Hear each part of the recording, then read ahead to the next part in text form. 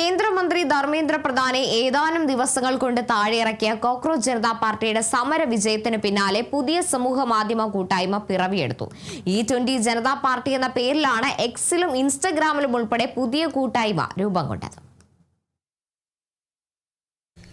ഞങ്ങളുടെ വാഹനങ്ങളുടെ ഫ്യൂവൽ ടാങ്കിൽ എന്തിന്ധനം അടിക്കണമെന്ന് തീരുമാനിക്കാനുള്ള അവകാശം ഞങ്ങൾക്കാണ് എന്ന് പ്രഖ്യാപിച്ചുകൊണ്ടാണ് E20 ജനതാ പാർട്ടി എന്ന പുതിയ സമൂഹ മാധ്യമ കൂട്ടായ്മ ആരംഭിച്ചത്.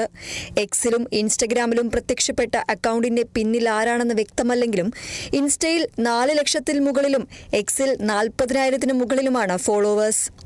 20% എത്തനോളിന്റെയും 80% പെട്രോളിന്റെയും മിശ്രിതമാണ് E20 ഇന്ധനം.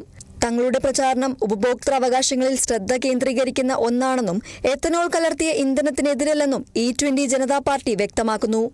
എത്തനോൾ കലർത്തിയ പെട്രോളിനൊപ്പം 100% ശുദ്ധമായ പെട്രോളും ഇന്ധന പമ്പുകളിൽ ലഭ്യമാക്കണം.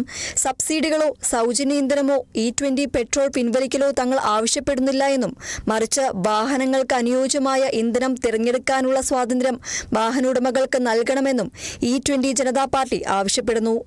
എത്തനോൾ കലർത്തിയ പെട്രോളുമായി ബന്ധപ്പെട്ട പ്രചാരണത്തിന്റെ ഭാഗമായി കേന്ദ്രമന്ത്രി നിതിൻ ഗഡ്കരിയുടെ രാജിയും E20 ജനതാ പാർട്ടി ആവശ്യപ്പെടുന്നുണ്ട്.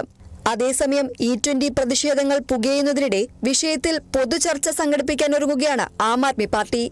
ഓഗസ്റ്റ് 1 ഡൽഹിയിലെ കോൺസ്റ്റിറ്റ്യൂഷൻ ക്ലബ്ബിൽ national town hall against E20 എന്ന ചർച്ച നടക്കുമെന്ന് AAP ദേശീയ കൺവീനർ അരവിന്ദ് കെജ്രിവാൾ അറിയിച്ചു.